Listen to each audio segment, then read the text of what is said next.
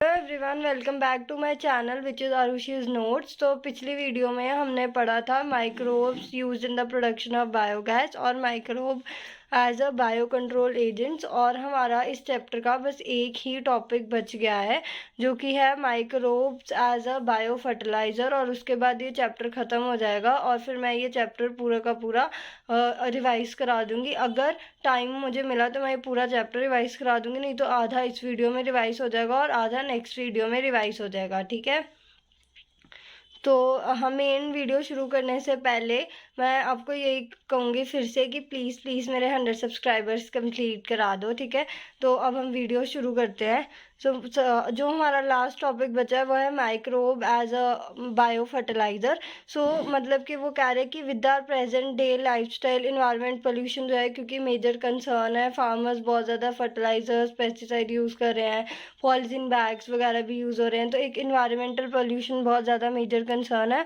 और chemical fertilisers भी बहुत ज़्यादा यूज़ हो रहे हैं आजकल एग्रीकल्चर फील्ड में, ठीक है। तो प्रोड्यूस हैज़ कंट्रीब्यूटेड, वो भी क्योंकि एग्रीकल्चर आप fertilizers chemical fertilizer pesticide use करोगे एग्रीकल्चर फील्ड में, ठीक है, तो उससे भी क्या होगा कि आपका मतलब कि पॉल्यूशन हो रहा है, इन्वायरमेंटल पॉल्यूशन हो रहा है। तो अब बहुत ज़्यादा प्रॉब्लम उसके साथ हो रही है एक्सेसिव केमिकल फर्टिलाइज़र यूज़ करने से, ठीक है। एक्सेसिव केमिकल फर्टिलाइज़र यूज़ करने से क्या हो रहा है, एक तो सॉइल ख़राब हो रही है, सॉइल की फर्टिलिटी कम हो रही है, अब सॉइल पोल्यूशन क्रिएट हो रहा है, ठीक है। एंड वो जो भी आप एक्स्ट्रा फर्टिलाइज़र एंड पेस्टिसाइड्स वगैरह डालते हो, जब वो वॉश हो जाता है तो वो जब पानी के साथ जाता है पानी के अंदर, तो वो भी वाटर पोल्यूशन जो है वो क्रिएट करता है, ठीक है। तो उसको कम करने के लिए हमारे पास आता है, आजकल यूज़ हो रही है ऑर्गेनिक फार्मिंग।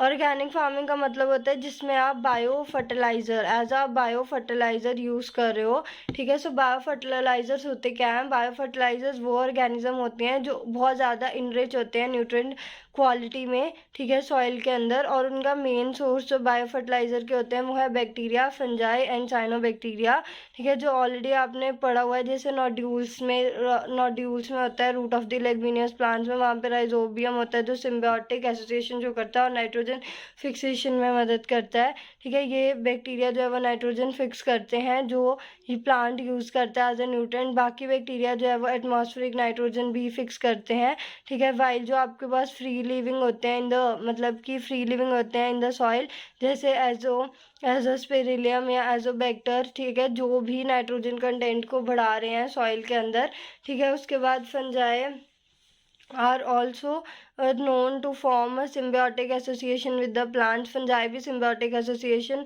प्लांट के साथ करता है, जैसे माइकोरॉजिया। तो डिफरेंट मेंबर्स होते हैं जीनस, जैसे ग्लोमेलस जो होते हैं वो माइकोरॉजिया उसके साथ फंगल एसोसिएशन शो करता है, ठीक है। जो फंगल सिम्बियोट होते हैं एसोसिएशन में वो फॉस्फोरस अब्जॉर्ब करते हैं सॉइल से, ठीक है, एंड उसको प्लांट में पास करते हैं, ठीक है। Plants have such association show other benefit, जैसे resistance to the root borne pathogen, ठीक है, टॉलरेंस टू सैलिनिटी और ड्रॉट, और ओवरऑल उसकी प्लांट ग्रोथ भी अच्छी हो जाती है और डेवलपमेंट भी, ठीक है। Can you tell what advantage the fungus derive from the association. तो यही है कि फॉस्फोरस मतलब कि प्रोवाइड कराता है, उसकी प्लांट ग्रोथ में मदद करता है, प्लांट को उससे कोई कीड़े नहीं लगते और प्लांट बहुत ज़्यादा आपका हेल्दी निकलता है। तो cyanobacteria basically are autotrophic microbes जो वाइडली एक्वेटिक और टेरेस्ट्रियल इन्वायरमेंट में यूज़ किए जाते हैं, जो एटमॉस्फेयर नाइट्रोजन फिक्स करते हैं, जैसे आपके पास है एनावेना एंड नॉस्टॉक, ठीक है। उसके नॉस्टॉक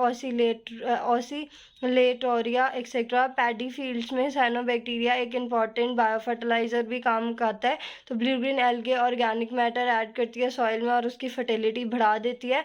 करंटली हमारी कंट्री में बहुत ज़्यादा बायो फर्टिलाइज़र अवेलेबल हैं जो कमर्शियली मार्केट में है, फार्मर्स उसको यूज़ भी करते हैं रेगुलरली उनकी फील्ड्स में रिप्लेनिश करने के लिए न्यूट्रिएंट्स को, और उसकी डिपेंडेंस भी कम हो जाती है। इसके अगर आप भी बायो फर्टिलाइज़र यूज़ करते हो तो आपकी जो डिपेंडेंस है वो भी कम हो जाएगी केमिकल फर्टिलाइज़र के ऊपर। और ये हमारा जो पूरा चैप्टर है माइक्रोब्स इन द मतलब कि इन ह्यूमन वेलफेयर, पूरा ये जो चैप्टर है ख़त्म हो चुका है। ठीक है, और मैं आप फटाफट इसका रिवाइज़ करा देती हूँ पूरा चैप्टर, फिर पूरा चैप्टर ख़त्म हो जाएगा। ठीक है, तो हमने स्टार्टिंग में क्या पढ़ा था कि माइक्रोब्स स्मॉल साइज पार्टिकल होते हैं, वो आप उसको अपनी नेक्ड आई से देख नहीं सकते। ठीक है, एंड उसको देखने के लिए आपको हमेशा माइक्रोस्कोप की जो होती है वो ज़रूरत पड़ती है। ठीक है, एंड जो माइक्रोब्स होते हैं वो हर जगह प्रेजेंट होते हैं हमारे आसपास। ठीक है, हमारे अंदर, हमारे बाहर। अगर आप एक मुट्ठी भर मिट्टी भी उठाओगे तो उसके अंदर भी बहुत ज़्यादा माइक्रो ऑर्गेनिज्म प्रेजेंट होंगे। ठीक है, तो माइक्रोब्स या माइक्रो ऑर्गेनिज्म के अंदर हमारे पास आता है फंजाई, बैक्टीरिया। ठीक है, फंजाई, बैक्टीरिया, प्रोटोजोन्स। ठीक है, उसके बाद उसके अंदर प्रियॉन्स आता है जो इन्फेक्शियस प्लांट्स होते हैं, इन्फेक्शियस एजेंट्स होते हैं, वायरसेस आते हैं। ठीक है, वेरियॉन्स आता है। ठीक है, उसके बाद उसके अंदर एनसीईआरटी में बेसिकली पूरा जो था एक पूरी पिक है, पूरी उसमें एक पूरा पेज है जिसके ऊपर बहुत ज़्यादा पिक्स हैं, जिसके अंदर रॉड शेप्ड आपके पास रॉड शेप्ड बैक्टीरिया है ना।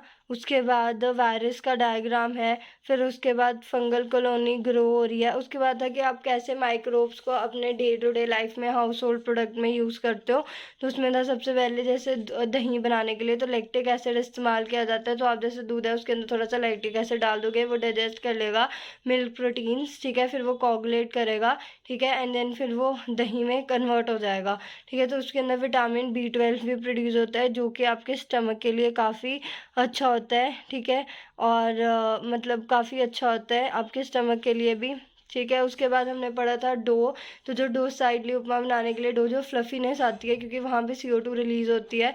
ठीक है, उसके बाद हमारे पास आता है कि जो टॉम एंड जेरी में चीज़ है उसमें छेद होते हैं, वो किसके कारण होते हैं, क्योंकि वहाँ पे जो होती है CO2 निकलती है। उसके बाद 2D हमारे पास एक साउथ इंडियन ड्रिंक है, वो भी वहाँ पे भी माइक्रो ऑर्गेनिज्म इस्तेमाल होते हैं। ट्रेडिशनल ड्रिंक होता है सदर्न इंडिया का जो फर्मेंटिंग साप से बना होता है, पाम से। एंड फिश, सोयाबीन और बैम्बू शूट्स को भी फर्मेंट करने में मदद करती है। चीज़ सबसे ओल्डेस्ट एक प्रोडक्ट है। ठीक है, तो चीज़ जैसे आपका दही है उसके अंदर जितना वाटर कंटेंट होगा, ठीक है, उसके हिसाब से आप देख सकते हो। उसके बाद हमने पढ़ा था चीज़ कैसे होता है कि दही में जितना वाटर कंटेंट होगा उसके हिसाब से आप चीज़ को वेरिएशन आती है, जैसे हार्ड, सेमी हार्ड, सॉफ्ट। ठीक है, फिर उसके बाद एक चीज़ था, ठीक है, जिसका नाम था रॉकफर्टी चीज़। ठीक है, जो प्रोपैनिबैक्टीरियम शर्मानी से मतलब कि प्रोड्यूस होता है। उसके बाद कैसे इंडस्ट्रियल मतलब कि प्रोडक्ट्स इस्तेमाल होते हैं, हमने उसमें पढ़ा था कि माइक्रो कैसे इंडस्ट्रियल प्रोडक्ट में इस्तेमाल होते हैं। तो इंडस्ट्री में भी माइक्रो मैंने बताया था कि बहुत ज़्यादा यूज़ होते हैं प्रोडक्ट में, है ना, ह्यूमन बींग्स के लिए। बीवरेजेस, एंटीबायोटिक्स में भी बहुत ज़्यादा माइक्रो ऑर्गेनिज्म इस्तेमाल आएंगे। ठीक है, सो ये एक फर्मेंटर बनते हैं। फर्मेंटर क्या होते हैं मैंने बता दिया अपने पिछली वीडियो में, जिसको डाउट होगा तो देख लेना। उसके बाद होता है कि जैसे इसमें था कि माइक्रोब जब वो यूज़ होते हैं तो सर्कोमाइसिस सर्वेसिस था, बेकरी ईस्ट था। ठीक है, ब्रेड मेकिंग ईस्ट जिसको आप ब्यूअर्स ईस्ट बोलते हो, जो फर्मेंटिंग माल्टिंग सीरियल से बनता है, फ्रूट जूसेस और वो इथेनॉल प्रोड्यूस करता है। तो उसके हिसाब से हमारे पास कुछ जो होती हैं वो विद डिस्टिलेशन से होती हैं, कुछ को आपको डिस्टिलेशन नहीं करना पड़ता। ठीक है, तो जिसमें आपके पास विस्की, ब्रेंडी, रम डिस्टिलेशन से होती है, और वाइन एंड बियर जो होती है वो विदाउट डिस्टिलेशन। उसके बाद हमने पढ़ा था माइक्रोब्स इन द एंटीबायोटिक्स कैसे यूज़ होते हैं। तो पेनिसिलिन, अलेक्जेंडर फ्लेमिंग, उसको शोल्डर्स के लिए यूज़ किया गया था in the World War II। ठीक है, एंड एंटीबायोटिक्स का मतलब होता है anti means life and biotic मतलब कि अगेंस्ट। ठीक है, तो ये एंटीबायोटिक्स होते हैं कि अगर आपकी बॉडी के अंदर कोई ऐसा ऑर्गेनिज्म आपको हार्म कर रहा है तो जब आप एंटीबायोटिक लेते हो तो उसकी वो ग्रोथ को इनहिबिट कर देता है, उसको किल कर देता है। ठीक है, तो इसमें सबसे पहले था पेनिसिलिन। ठीक है, सो पेनिसिलिन कैसे डिस्कवर किया था कि उन्होंने पेनिसिलिन कैसे डिस्कवर हुआ था वो भी मैंने अपनी पिछली वीडियो में बताया हुआ है, जिसको भी अगर डिटेल में देखना है तो आप मेरी पिछली वीडियोज़ देख सकते हो। ठीक है, उसके बाद होता है कैसे आप माइक्रो ऑर्गेनिज्म यूज़ होते हैं केमिकल एंजाइम्स में और बाकी बायोएक्टिव मॉलिक्यूल में। तो उसमें जैसे था, जैसे एस्पेरिगल निगर में कौन सा यूज़ होता है, एस्पेरिगल निगर कौन सा एसिड बनाने में इस्तेमाल होता है, citric acid, Acetobacter, acetic acid, Clostridium butylicum, butyric acid, Lactobacillus lactic acid, ये सर्कोमाइसिस सर्वेसी जो इथेनॉल के प्रोडक्शन में वाइन वगैरह बनाने में, और ये सर्कोमाइसिस सर्वेसिस को बेकरी ईस्ट पे बोलते हैं। देन लाइपेज ऑयली स्टेन्स को रिमूव करने के लिए, ठीक है। प्रोटीएज बॉटल जूस वगैरह के लिए, ठीक है। देन उसके बाद स्ट्रेप्टोकाइनेज, स्ट्रेप्टोकोकस क्लॉट बस्टर हो जाएगा। फिर साइक्लोस्पोरिन ए इम्यूनोसप्रेसिव, ठीक है। फिर उसके बाद है टिक ट्राइकोडर्मा पॉलीस्पर्मम। उसके बाद microbes in the sewage treatment plant. तो microbes in the sewage treatment plant कैसे था कि जो सीवेज आपका जो वेस्ट वाटर निकलता है या जो म्यूनसिपल का वेस्ट होता है उसको बोलते हैं सीवेज ट्रीटमेंट प्लांट। तो हमारे पास प्राइमरी स्टेप 3 स्टेप थे हमने पढ़े, प्राइमरी सेकेंडरी टर्शरी। प्राइमरी जो of physical, secondary biological, tertiary chemical. जब सेकेंडरी प्रोसेस कंप्लीट हो जाता है तो भी वो फिट हो जाता है रिवर में उस वेस्ट को थ्रो करने के लिए। पर अगर आपको और ज़्यादा प्योरीफाई करना है तो आप केमिकल वाला मेथड यानी जो टर्शरी मेथड है वो इस्तेमाल कर सकते हो। तो प्राइमरी में क्या होगा, प्राइमरी जो आपके पास मेथड होगा उसमें सबसे पहले क्या होता है प्राइमरी ट्रीटमेंट के, ये जो ट्रीटमेंट होता है इसमें आप फिजिकल मेथड इन्वॉल्व है, जैसे फ्लोटिंग हो गया या सेडिमेंटेशन हो गया। तो इसमें आप फिजिकल रिमूव करते हो पार्टिकल्स का लार्ज एंड स्मॉल सीवेज से फिल्ट्रेशन के थ्रू या सेडिमेंटेशन के थ्रू। तो ये जो होते हैं वो इनिशियली रिमूव हो जाते हैं, फ्लोटिंग डैब्रीज फिल्ट्रेशन से रिमूव हो जाती है। फिर उसके बाद ग्रिट, सॉइल और स्मॉल पेबल्स को सेडिमेंटेशन से रिमूव कर देते हैं और जितने भी सॉलिड्स होते हैं वो सेटल हो जाते हैं, ठीक है। एंड फॉर्म करते हैं प्राइमरी स्लज और जो सुपर नेट्रेंट फॉर्म करते हैं एफ्लुएंट। अब जो एफ्लुएंट होती है वो प्राइमरी सेटलिंग टैंक में जाती है और एफ्लुएंट सेकेंडरी ट्रीटमेंट के लिए जाएगी। सो सेकेंडरी ट्रीटमेंट या बायोलॉजिकल ट्रीटमेंट होता है कि जो प्राइमरी एफ्लुएंट होती है वो एक बड़े से एरिएशन टैंक में पास की जाती है जहाँ पे बहुत ज़्यादा जो होते हैं ऑर्गेनिज्म भी प्रोवाइड होते हैं और ऐसी कंडीशन होती है कि हेटेरोट्रॉफिक बैक्टीरिया वहाँ पे ग्रो करते हैं, वो उस प्राइमरी स्लज को डाइजेस्ट करते हैं और फ्लॉक मैश लाइक स्ट्रक्चर बनाते हैं, उसको कहते हैं एक्टिवेटेड स्लज, ठीक है। तो उसको एरिएशन टैंक में बोलते हैं जहाँ पे वो कॉन्स्टेंटली एजिटेट होता है मैकेनिकली और एयर पास की जाती है और डिफरेंट ग्रोथ होते हैं डिफरेंट एरोबिक माइक्रोब्स का जो फ्लॉक में कन्वर्ट होते हैं masses of bacterial associated with the fungal filament to form a mesh like structure. जब वो ग्रो करें तो ये जो माइक्रोब्स होते हैं वो मेजर पार्ट ऑर्गेनिक मैटर का खाते हैं इन द इफ्लुएंट, ठीक है। तो ये जर्नली उसकी बीओडी रिड्यूस कर लेता है। बीओडी होता है बायोकेमिकल ऑक्सीजन डिमांड। अगर एक पानी है उसकी बायोकेमिकल ऑक्सीजन डिमांड काफ़ी ज़्यादा तो इसका मतलब वो पानी बहुत ही गंदा है। अगर पानी है उसकी बायोकेमिकल ऑक्सीजन डिमांड कम है इसका मतलब वो पानी काफ़ी साफ है, ठीक है। So BOD refers to the amount of oxygen जो कंज्यूम्ड होती है। अगर सारा ऑर्गेनिक मैटर 1 लीटर में वो ऑक्सीडाइज हो जाए बैक्टीरिया से। एंड जो हमारा सीवेज होता है the sewage water is treated till the BOD is reduce, ठीक है। तो बीओडी टेस्ट मेजर करता है कि the BOD test measure the rate of uptake of oxygen microorganism sample of the water और इनडायरेक्टली वो मेजर है ऑर्गेनिक मैटर के जो प्रेजेंट में है। जितना ज़्यादा बीओडी होगा उतना ही ज़्यादा पानी गंदा होगा। उसके बाद एक बारी बीओडी सीवेज या वेस्ट वाटर का रिड्यूस हो जाता है तो फिर एफिलेंट को सेटलिंग टैंक में पास करा दिया जाता है जहाँ पे बैक्टीरियल फ्लॉक सेडिमेंट होती है और उसको कहते हैं एक्टिवेटेड स्लज। तो स्मॉल पार्ट एक्टिवेटेड स्लज का वापस से एरिएशन टैंक में डाल दिया जाता है इनोकुलेशन के लिए। बाकी मेजर पार्ट स्लज का लार्ज टैंक में डाल दिया जाता है जिसको कहते हैं एनारोबिक स्लज डाइजेस्टर, ठीक है। वहाँ पे बाकी kinds of micro organism grow करते हैं एनारोबिकली एंड वो बाकी जो आपके बैक्टीरिया उसको डिजेस्ट करेंगे और इस डाइजेशन में बैक्टीरिया जो होता है वो डिफरेंट गैसेस प्रोड्यूस करता है जो कि आप एज अ बायोगैस भी प्रोड्यूस कर सकते हो। अब उसके बाद मैंने इसमें ना इंपॉर्टेंट चीज़ें बताई थी कि एक्टिवेटेड स्लज और प्राइमरी स्लज में डिफरेंस। तो वो अगर किसी को ने मतलब कि देखना है तो मेरी पिछली वीडियोस देख सकते हो। उसमें मैंने ये इस पूरे टॉपिक पे पूरी एक वीडियो बनाई है 27 या 26 मिनट्स की, तो वो देख लो। उसके अंदर मैंने एक एक चीज़ बताई हुई है, ठीक है। उसके बाद microbes in the biogas production. तो biogas is a mixture of gases जिसके अंदर सबसे ज़्यादा मीथेन ही होता है। तो मतलब कि इसके अंदर था सॉल्युबलाइजेशन, एसिडोजेनेसिस एंड मीथेनोजेनेसिस। तो जो ये मतलब कि माइक्रोबियल एक्टिविटीज़ होती है जो आप फ्यूल भी यूज़ करते हो, डिफरेंट टाइप के गैसेज एंड प्रोडक्ट्स प्रोड्यूस होते हैं ग्रोथ एंड मेटाबॉलिज्म के दौरान। और ऐसे गैसेज प्रोड्यूस होती है डिपेंड करता है माइक्रोब्स पे और ऑर्गेनिक मैटर सब्सटेंसेस पे जो यूटिलाइज करते हैं। एंड मतलब कि जैसे माइक्रोब फर्मेंटेशन ऑफ डो में, चीज़ मेकिंग में, बीवरेजेस में भी होते हैं तो वहाँ पे CO2 प्रोड्यूस होती है। तो उसको जो मतलब कि मीथेन प्रोड्यूस करेंगे उसको मिथेनोजेंस बोलेंगे। ये कैटल का जो रूमिन स्टमक पार्ट होता है उसके अंदर होते हैं। एंड ये सेलुलोज में होते हैं, इसके लिए जो कैटल्स होती हैं वो सेलुलोज डाइजेस्ट कर पाती हैं। तो सबसे पहले होता है सॉल्युबलाइजेशन। सॉल्युबलाइजेशन क्या होता है कि जो ऑर्गेनिक फैकल्टेटिव एनारोब्स की मदद से, ठीक है, जो आपके पास ऑर्गेनिक एसिड्स होते हैं वो कन्वर्ट हो जाते हैं सॉल्युबल फॉर्म में, इसके लिए उसको कहते हैं सॉल्युबलाइजेशन।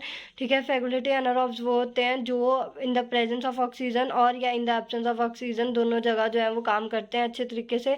उसके बाद होता है एसिडोजेनेसिस। फिर जो मतलब कि मोनोमर होते हैं वो कन्वर्ट हो जाते हैं ऑर्गेनिक एसिड में, ठीक है, बाय द मतलब कि फर्मेंटेड बैक्टीरिया या माइक्रोब। उसके बाद लास्ट में मिथेनोजेंस वर्क करते हैं और मीथेन गैस प्रोड्यूस हो जाती है और उसके बाद उसके एडवांटेज थे। ठीक है, बस यही है। तो जो एनसीईआरटी में बताया गया है कि बायोगैस के अंदर एक पूरा मतलब कि बायोगैस प्लांट के अंदर एक बड़ा सा टैंक होता है, उसके ऊपर कवर होता है प्रॉपर, ठीक है, एंड उसके अंदर आपके पास बायो वेस्ट कलेक्ट किया जाता है। ठीक है, बायो वेस्ट कलेक्ट किया जाता है और उसकी स्लरी बना दी जाती है। स्लरी मतलब कि आपके पास बायो वेस्ट होगा, उसके अंदर थोड़ा सा पानी, ठीक है, फिर उसके बाद एक उसके ऊपर कवर होता है और उसको कवर कर दिया जाता है। एंड जब आप कवर करते हो स्लरी का प्रेशर इंक्रीज हो जाता है उस टैंक के अंदर और फिर गैस आउटलेट से बाहर निकलती है। ठीक है, जो आपके नेबरिंग मतलब कि नेबरिंग एरियाज में आप सप्लाई कर सकते हो।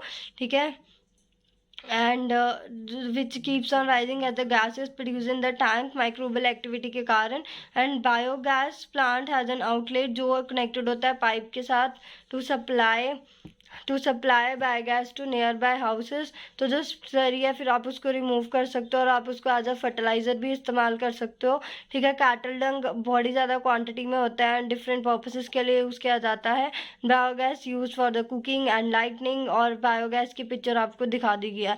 उसके बाद microbe as a bio control agents. तो जैसे मैंने पहले बताया कि आजकल फार्मर्स केमिकल्स या फर्टिलाइजर पेस्टिसाइड बहुत ज़्यादा इस्तेमाल हो रहे हैं, बट इससे क्या हो रहा है, सॉइल फर्टिलिटी कम हो रही है, वाटर रिटेनिंग कैपेसिटी जा रही है, एंड मतलब कि पोल्यूशन क्रिएट हो रहा है, वाटर पोल्यूशन हो रहा है, इन्वायरमेंटल पोल्यूशन हो रहा है। तो उसमें कि कैसे आप मतलब कि माइक्रोब को यूज़ करके अपना एक मतलब कि एक एजेंट का इस्तेमाल कर सकते हो, मतलब बायो कंट्रोल एजेंट इस्तेमाल कर सकते हो कैसे माइक्रोब की मदद से, वो है इस मतलब कि टॉपिक में।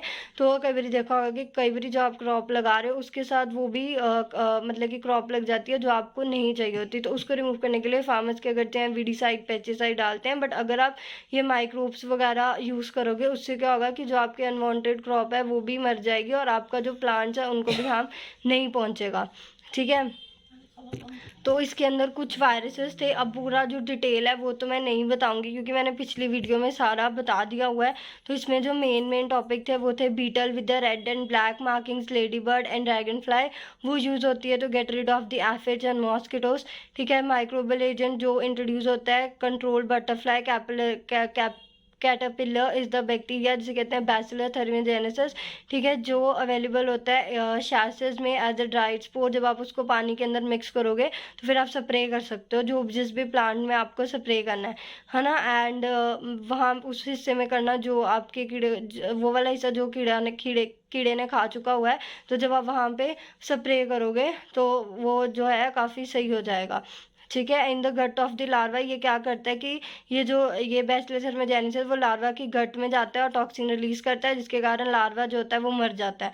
ठीक है, और bacterial disease will kill the caterpillars, but बाकी इंसेक्ट्स को वो कुछ नहीं हार्म नहीं पहुंचाती। और इस डेवलपमेंट के कारण जो है साइंटिस्ट ने इंट्रोड्यूस किया Bacillus thuringiensis toxic gene into plants, जो मतलब कि रेजिस्टेंट होते हैं to attack by the insect plant. जैसे आता है बीटी कॉटन जो आपके चैप्टर नंबर 12 में है, उसमें सारी चीज़ें जो होगा, जैसे उसमें टबैको मोज़ैक वायरस बहुत चीज़ें, गोल्डन राइस भी है, तो उसके अंदर सारी चीज़ें डिटेल में दी गई हैं। उसके बाद टिक है, ठीक है, फ्री लिविंग ट्राइकोडर्मा, ठीक है, जो कॉमन है रूट इकोसिस्टम में इफेक्टिव बायो कंट्रोल एजेंट्स हैं। फिर उसके बाद बैक्लो वायरसेस, ठीक है, जो इंसेक्ट पेस्ट हैं, बाकी other arthropods and majority of the baculovirus use as the bio control agents in the genus nucleopolyhedroviruses. और ये एक्सीलेंट कैंडिडेट होते हैं फॉर द स्पीशीज जो स्पेसिफिक नैरो स्पेक्ट्रम होता है। नैरो स्पेक्ट्रम का मतलब होता है जो सिर्फ एक ही टाइप जो उसकी पर्टिकुलर टाइप है उसी पे ही काम करेगा, दूसरी किसी पे चीज़ पे वो काम नहीं करेगा, ठीक है। इंसेक्टिसाइडल एप्लीकेशंस एंड उसका कोई नेगेटिव इम्पैक्ट भी होता है, प्लांट्स पे भी नहीं होता, मैमल्स पे भी नहीं होता, और अगर कोई जानवर भी वो खा रहा है तो उस पर भी कोई खास इफेक्ट नहीं पड़ेगा, ठीक है। बर्ड्स पे भी नहीं होता, फिशेस पे नहीं होता। और उसके बाद microbe as a bio fertiliser, ये मैंने अभी कराया, तो ये पूरा चैप्टर जो है वो ख़त्म हो गया है, ठीक है। अब इसके बाद अगर कोई दूसरा चैप्टर, अगर आपकी कोई जैसे किसी में डाउट है तो वो मुझे कमेंट सेक्शन में बता देना, मैं वही शुरू करूँगी, नहीं तो मैं फिर देख लूँगी या 12 या कोई और 9 चैप्टर शुरू कर लेंगे, ठीक है। आई होप आपको मेरी वीडियो अच्छी लगी होगी और आपको कुछ इसमें इन्फॉर्मेशन लगा होगा। Then please do like, share, comment and subscribe to my YouTube channel which is Arushi's notes. और अगर आपको मेरी पिछली वीडियो में कोई भी डाउट है या इस वीडियो में कोई भी डाउट है तो आप प्लीज़ कमेंट सेक्शन में लिख सकते हो, मैं पूरी कोशिश करूँगी आपके डाउट्स को क्लियर करने की, ठीक है। और मैं फिर से बोल रही हूँ, प्लीज़ मेरे 100 तक कर दो सब्सक्राइबर, अगर आप कर दोगे तो मुझे बहुत बहुत ज़्यादा खुशी मिलेगी। Thank you.